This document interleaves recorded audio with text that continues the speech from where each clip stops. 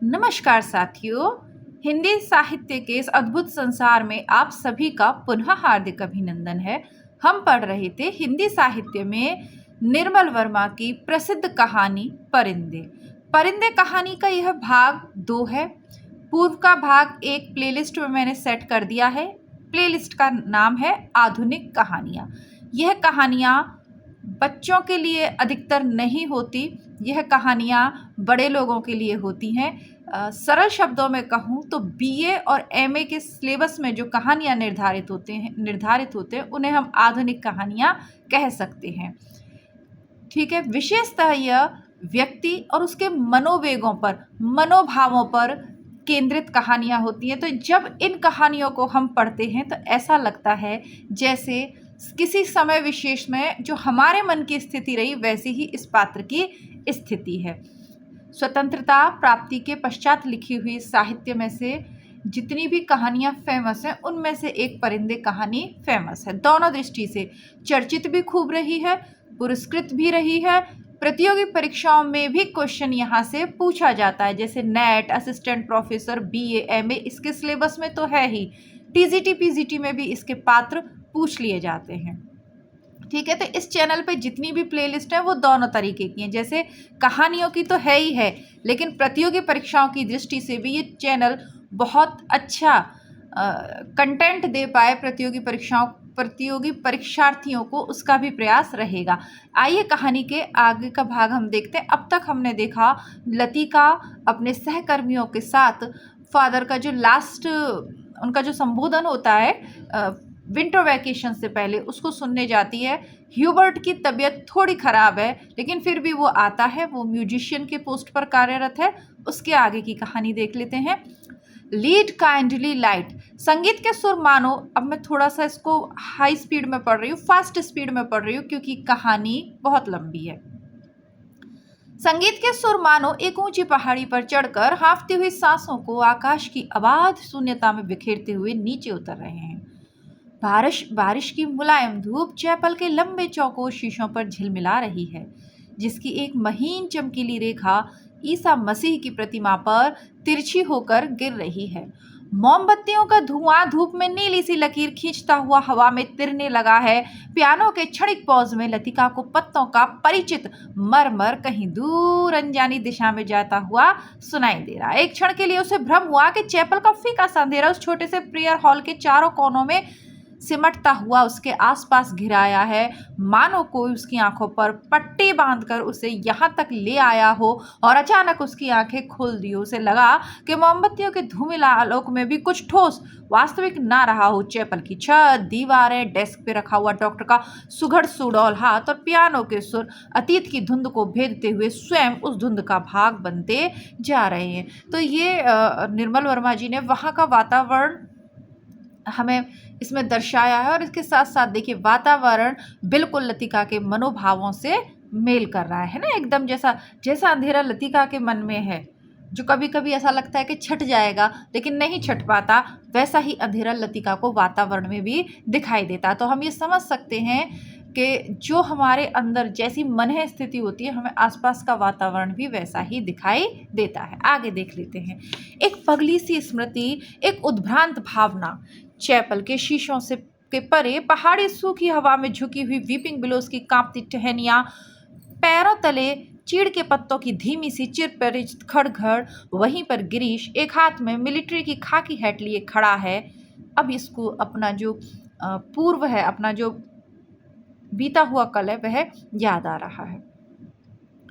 चौड़े उठे हुए सबल कंधे, अपना सिर वहां टिका दो तो जैसे सिमट कर खो जाएगा।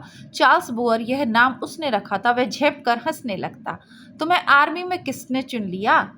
तुम्हें आर्मी में किसने चुन लिया? मेजर बन गए हो, लेकिन लड़कियों से भी गए बीते हो। जरा जरा सी बात पर चेहरा लाल हो जाता है। यह सब वह कहती नहीं, सिर्फ सोचती भरती। सोचा था कभी कहूंगी, पर वह कभी कभी नहीं आया। बुरूस का लाल फूल लाए हो? ना, झूठे। खाकी कमीज के जिस जेब में बैज चिपके थे उसी में मुसा हुआ बुरूस का फूल निकल आया। छी, सारा मुरझा गया है।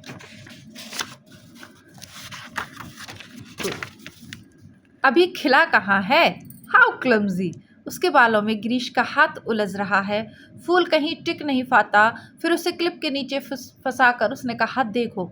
वह मुड़ी। इससे पहले कि वह कुछ कह पाती, गिरीश ने अपना मिलिट्री का हैट धप्प से उसके सिर पर रख दिया। वह मंत्रमुग्ध सी वैसे ही खड़ी रही।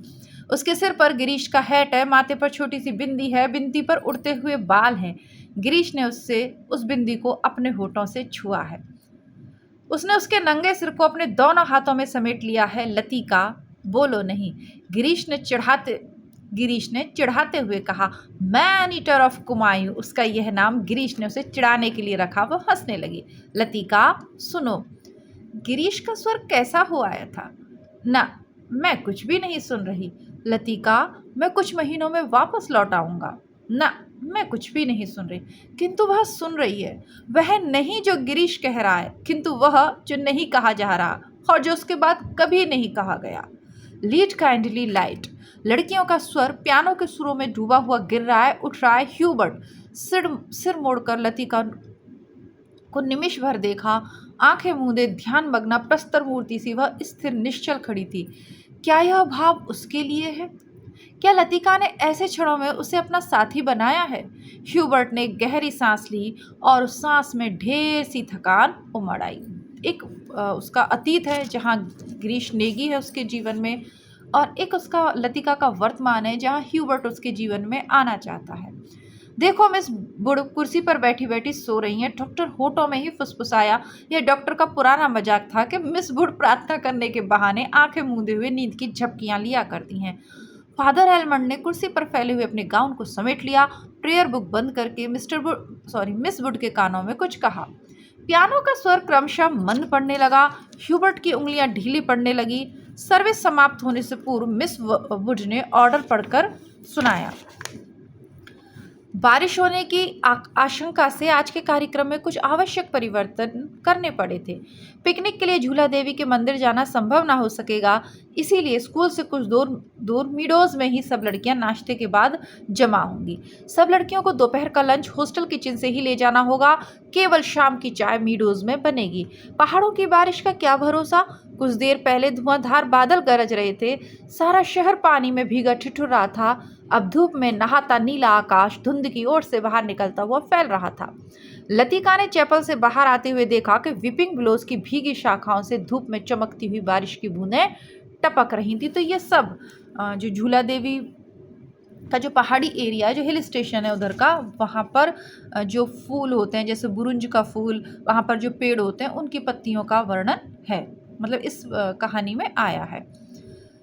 लड़कियां चैपल से बाहर निकलकर छोटे छोटे गुट बनाकर कॉरिडोर में जमा हो गईं। नाश्ते के लिए अभी पौन घंटा बाकी था और उनमें से अभी कोई भी लड़की हॉस्टल जाने के लिए इच्छुक नहीं थी। छुट्टियां भी शुरू नहीं हुई थी, किंतु शायद इसीलिए वे इन चंद बचे खुचे क्षणों में अनुशासन के घेरे के भीतर भी मुक्त होने का भरपूर आनंद उठा लेना चाहती थी। मिस वुड को लड़कियों का यह गुलगपाड़ा अखरा, किंतु फादर एलमंड के सामने वह उन्हें डांट फटकार नहीं सकी। अपनी झुंझलाहट दबाकर वह मुस्कुराते हुए बोली, कल सब चली जाएंगी, सारा स्कूल वीरान हो जाएगा। फादर एलमंड का लंबा ओजपूर्ण चेहरा चैपल की घुटी हुई गरमाई से लाल हो उठा था। कॉरिडोर के जंगले पर अपनी छड़ी लटकाकर वह बोले, छुट्टियों में पीछे हॉस्टल में कौन रहेगा? पिछले 2-3 सालों से मिस लतिका ही रहती हैं। और डॉक्टर मुखर्जी, फादर का ऊपरी होठ तनिक खिंचाया। डॉक्टर तो सर्दी गर्मी यहीं रहते हैं। मिस वुड ने विस्मय से फादर की ओर देखा। वह नहीं समझ सकी कि फादर ने डॉक्टर का प्रसंग क्यों छेड़ दिया है। डॉक्टर मुखर्जी छुट्टियों में कहीं नहीं जाते। 2 महीनों की छुट्टियों में वर्मा जाना काफी मुश्किल है फादर। मिस वुड हंसने लगी, किंतु फादर एलमंड ने मिस वुड की हंसी में योगदान नहीं दिया। उनके चेहरे पर तनाव की रेखाएं खिंची रहीं। मिस वुड, पता नहीं आप क्या सोचती है, मुझे तो मिस लतिका का हॉस्टल में अकेले रहना कुछ समझ में नहीं आता। लेकिन फादर, मिस वुड ने कहा, यह तो कॉन्वेंट स्कूल का नियम है कि कोई भी टीचर छुट्टियों में अपने खर्चे पर हॉस्टल में रह सकती है।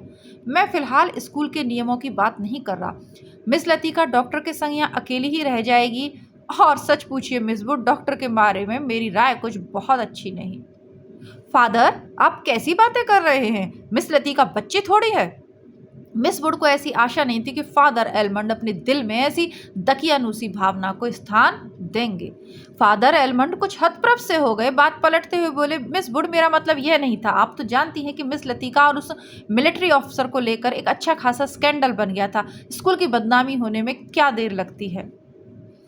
देखिए, ये वही फादर है जो थोड़ी देर पहले सरमन पढ़ के सुना रहे हैं। कितनी अच्छी अच्छी बातें ये अपने उसमें स्टूडेंट्स को सुना रहे हैं। लेकिन सोच देखिए आप, है ना, एक महिला अगर अकेली रहना चाहती है तो उसके अंदर कितनी तकलीफ है, कितना दर्द उसके जीवन में। इससे मतलब नहीं है वो महिला है इसीलिए वो अकेली नहीं रह सकती। खैर, आगे देखते हैं। मिस वुड क्या कहती हैं कि वह बेचारा तो अब नहीं रहा। मैं उसे जानती थी फादर, उस ईश्वर उसकी आत्मा को शांति दे। मिस वुड ने धीरे से अपने दोनों बाहों से क्रॉस किया। फादर एलमंड को मिस वुड की मूर्खता पर इतना अधिक क्षोभ हुआ कि उनसे आगे और कुछ भी नहीं बोला गया। डॉक्टर मुखर्जी से उनकी कभी नहीं पटती थी। इसलिए मिस वुड की आंखों में वे डॉक्टर को नीचा दिखाना चाहते थे, किंतु मिस वुड लतिका का रोना ले बैठी। आगे बात बढ़ाना व्यर्थ था। उन्होंने छड़ी को जंगले से उठाकर ऊपर साफ धुले हुए आकाश को देखते हुए बोले, प्रोग्राम आपने यूं ही बदला मिस वुड। अब क्या बारिश होगी। ह्यूबर्ट जब चैपल से बाहर निकला तो उसकी आंखें चकाचौंध सी हो गईं। उसे लगा जैसे किसी ने अचानक ढेर सी चमकीली उबलती हुई रोशनी मुट्ठी में भरकर उसकी आंखों में झोंक दी हो। पियानो के संगीत के सुर रुई की छुई मुई रेशों से अब तक उसके मस्तिष्क की थकी मांदी नसों पर फड़फड़ा रहे थे। वह काफी थक गया था। पियानो बजाने से उसके फेफड़ों पर हमेशा भारी दबाव पड़ता था। दिल की धड़कन तेज हो जाती थी। उसे लगता था कि संगीत के एक नोट को दूसरे नोट में उतारने के प्रयत्न में वह एक अंधेरी खाई में गिर रहा है, एक अंधेरी खाई पार कर रहा है। आज चैपल में जो महसूस किया वह कितना रहस्यमय, कितना विचित्र था, ह्यूबर्ट ने सोचा। मुझे लगा पियानो का हर नोट चिरंतर खामोशी की अंधेरी खो से निकलकर बाहर फैली हुई नीली धुंध को काटता तराशता हुआ एक भूला सा अर्थ लाता है। गिरता हुआ हर पौज एक छोटी सी मौत है, मानो घने छायादार वृक्षों की कांपती छायाओं में कोई पगडंडी गुम हो गई हो। एक छोटी सी मौत जो आने वाले सुरों को अपने बची खुची गूंजों की सांसें समर्पित कर जाती है, जो मर जाती है किंतु मिटती नहीं, इसलिए मरकर भी जीवित है, दूसरे सुरों में लय हो जाती है। डॉक्टर, क्या मृत्यु ऐसे ही आती है? अगर मैं डॉक्टर से पूछूं तो वह हंसकर टाल देगा। मुझे लगता है वह पिछले दिनों से कोई बात छिपा रहा है। उसकी हंसी में जो सहानुभूति का भाव होता है वह मुझे अच्छा नहीं लगता। आज उसने मुझे स्पेशल सर्विस में आने से रोका था। कारण पूछने पर वह चुप रहे थे। कौन सी ऐसी बात है जिसे मुझसे कहने में डॉक्टर कतराते हैं? शायद मैं शक के मिजाज का होता जा रहा हूँ और बात कुछ भी नहीं है। तो ये ह्यूबर्ट सोच रहा है। ह्यूबर्ट ने देखा लड़कियों की कतार स्कूल से हॉस्टल जाने वाली सड़क पर नीचे उतरती जा रही है। स्कूल से हॉस्टल जाने वाली सड़क पर उजली धूप में उनके रंग बिरंगे रिबन, हल्की आसमानी रंग की फ्रॉकें और सफ़ेद पेटियां चमक रही हैं। सीनियर कैम्ब्रिज की कुछ लड़कियों ने चैपल की वाटिका से गुलाब के फूलों को तोड़कर अपने बालों में लगा लिया है।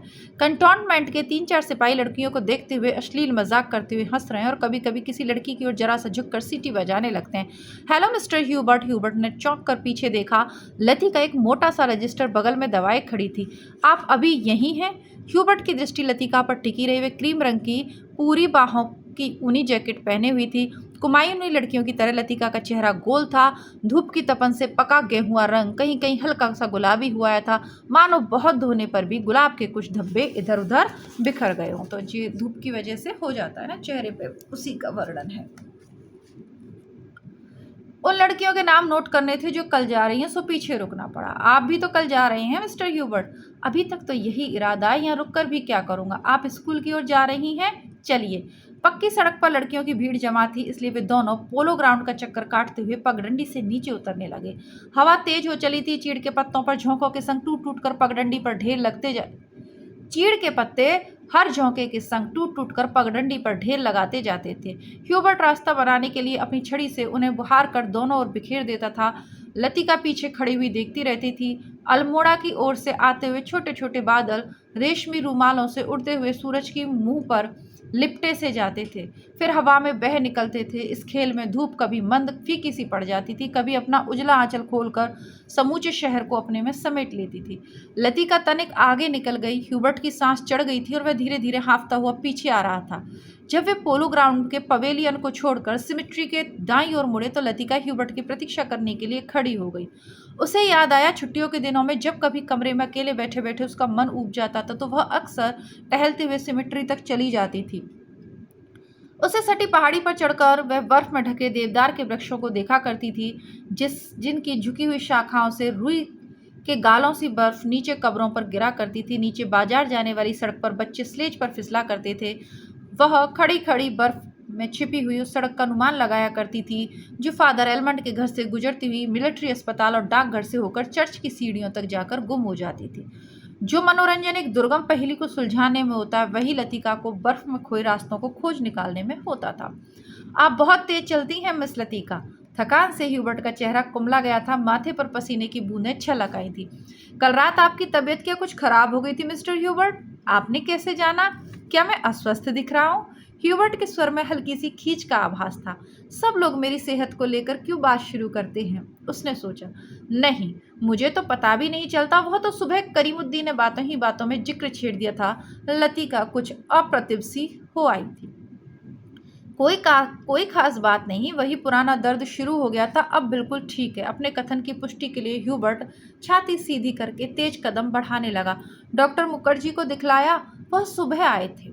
उनकी बात समझ में नहीं आती, हमेशा दो बातें एक दूसरे के उल्टी कहते हैं। कहते थे इस बार मुझे 6-7 महीने की छुट्टी लेकर आराम करना चाहिए, लेकिन अगर मैं ठीक हूं तो भला इसकी क्या जरूरत है? ह्यूबर्ट के स्वर में व्यथा की छाया लतिका से छिपी ना रह सकी। बात को टालते हुए उसने कहा, आप तो नाहक चिंता करते हैं मिस्टर ह्यूबर्ट।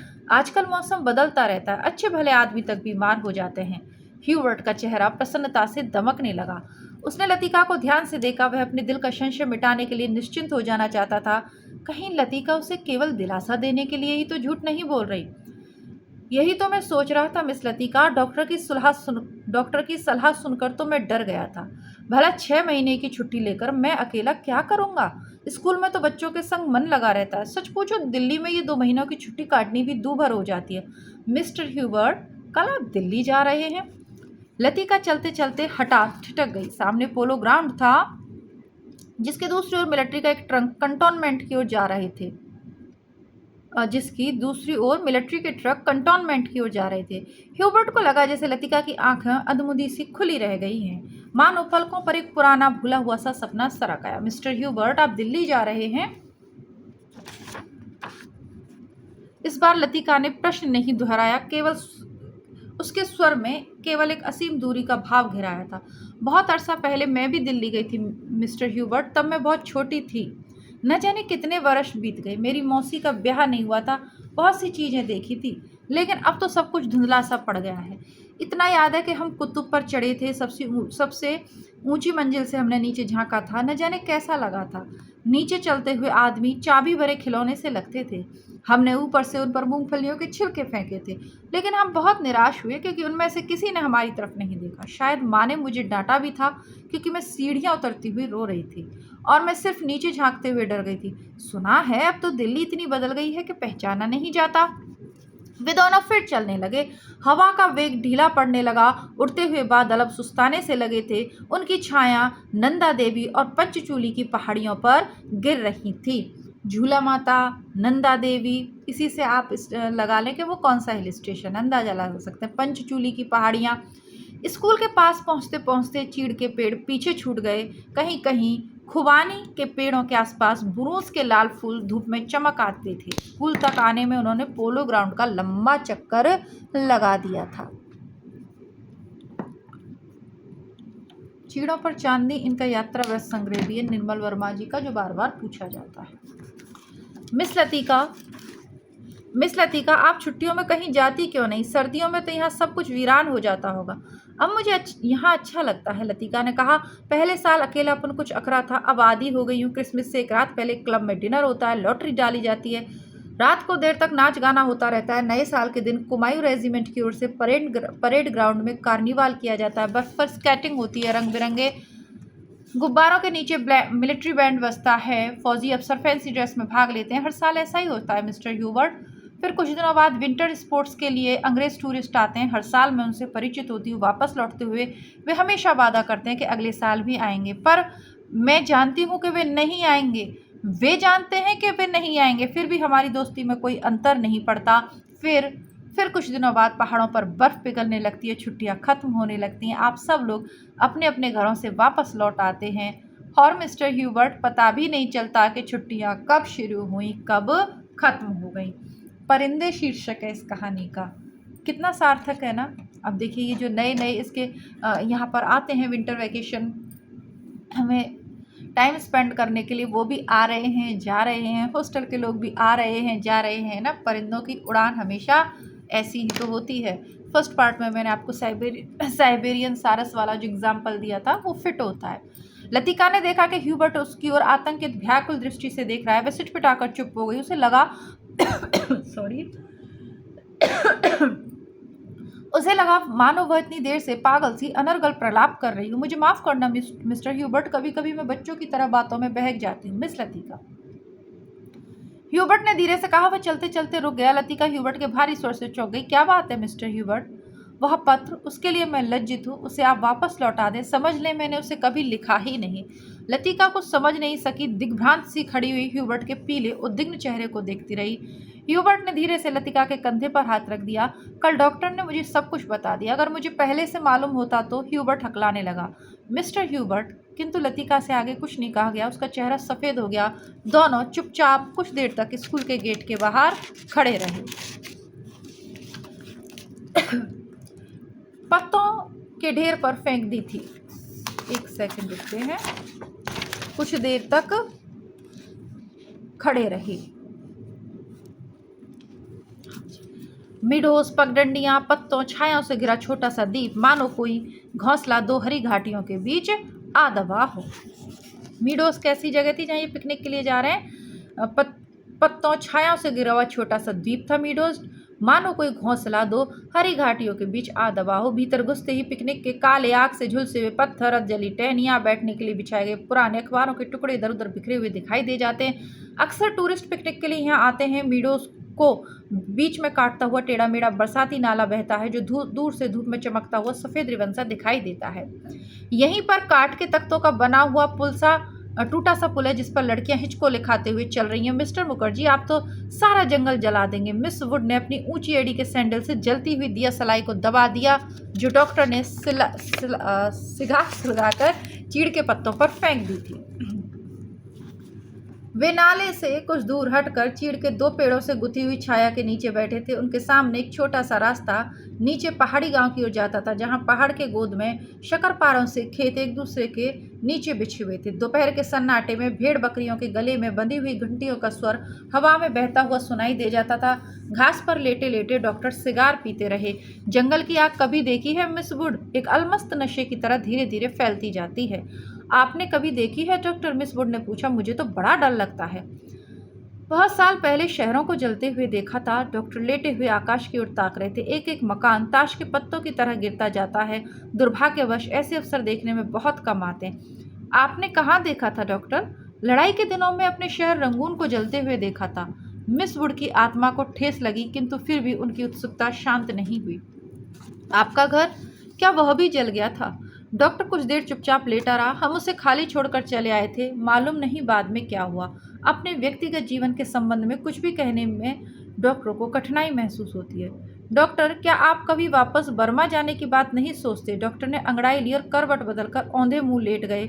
उनकी आंखें मूंद गईं और माथे पर बालों की लटें झूल आईं। सोचने से क्या होता है मिस वुड? जब बर्मा में थे तब क्या कभी सोचा था कि यहाँ आकर उम्र काटनी होगी? लेकिन डॉक्टर, कुछ भी कह लो, अपने देश का सुख कहीं और नहीं मिलता। यहाँ आप चाहे कितने वर्ष रह लें, लेकिन अपने को हमेशा अजनबी ही पाएंगे। डॉक्टर ने सिगार के धुएं को धीरे धीरे हवा में छोड़ दिया।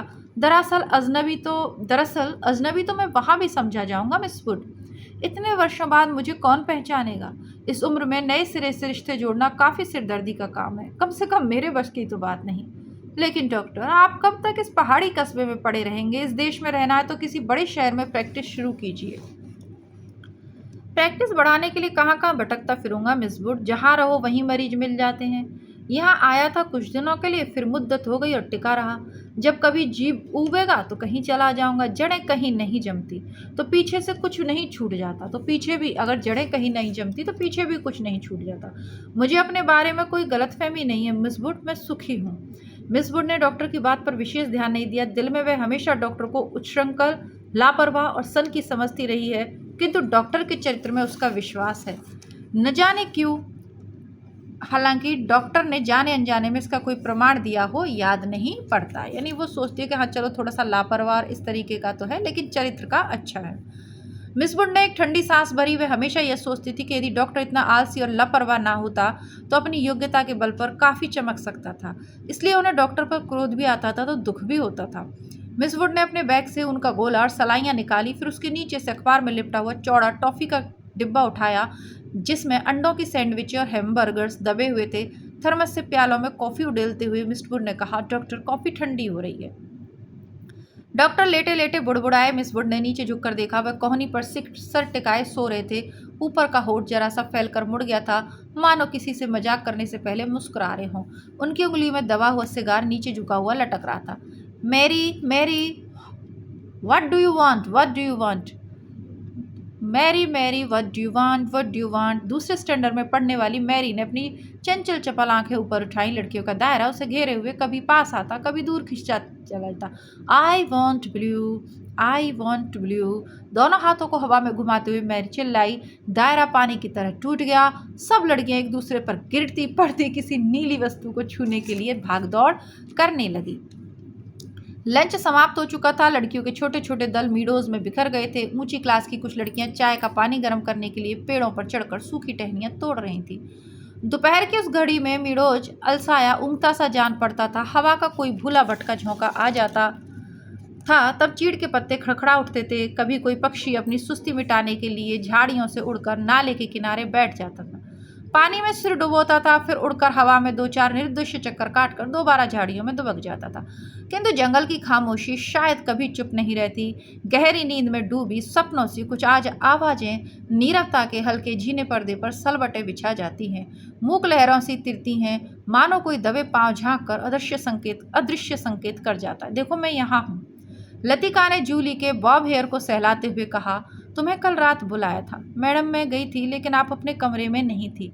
लतिका को याद आया, कल रात वह डॉक्टर के कमरे के टेरेस पर देर रात तक बैठी रही थी और भीतर ह्यूबर्ट पियानो पर शोपा का